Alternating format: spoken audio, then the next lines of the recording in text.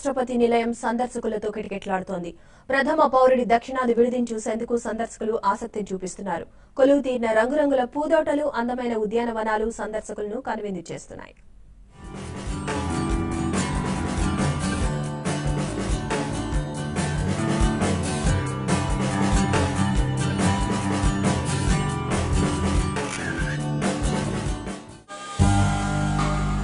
ఆహ్లాదాన్ని పంచే చక్కటి వాతావరణం, అందులో అందమైన ఫౌంటైన్లు, వెరసి ఆకుపచ్చని వనంలో విరబూసిన వెన్నెల పుష్పంలా బొల్లారంలోని రాష్ట్రపతి నిలయం నగరవాసులకు కనువిందు చేస్తోంది. అద్భుతమైన వాస్తు నైపుణ్యం, రాజసం ఉట్టిపడే విధంగా అలంకరించిన ఫర్నిచర్ ఈ భవనంలో ప్రత్యేక ఆకర్షణగా నిలుస్తున్నాయి.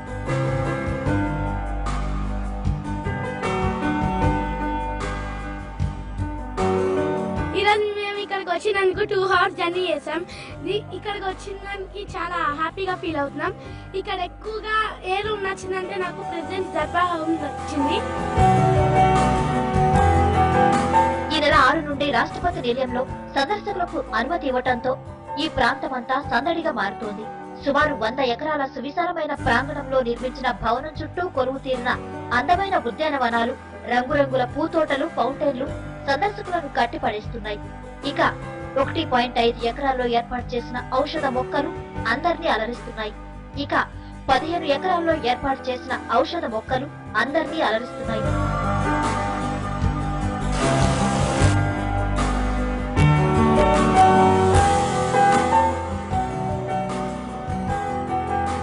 అద్భుత కళా వైభవానికి ప్రతీకగా నిలిచిన ఈ భవనాన్ని 2009లో మాజీ రాష్ట్రపతి ప్రతిభా పాటిల్ సందర్శకుల అనుమతికి పచ్చజెండా ఊపారు.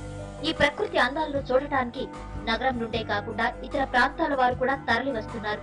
ఇక్కడ అందాలను తమ కెమెరాల్లో బంధిస్తున్నారు.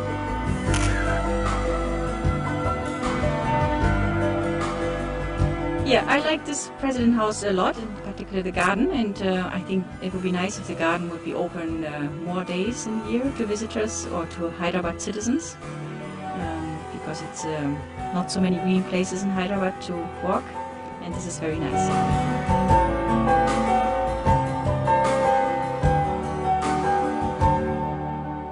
పచ్చటి పచ్చిక బయళ్ల మధ్య ప్రశాంతతను ఇచ్చే రాష్ట్రపతి భవన సందర్శన నగరవాసులకు నిజంగానే మర్చిపోలేని అనుభూతిని అందిస్తుంది.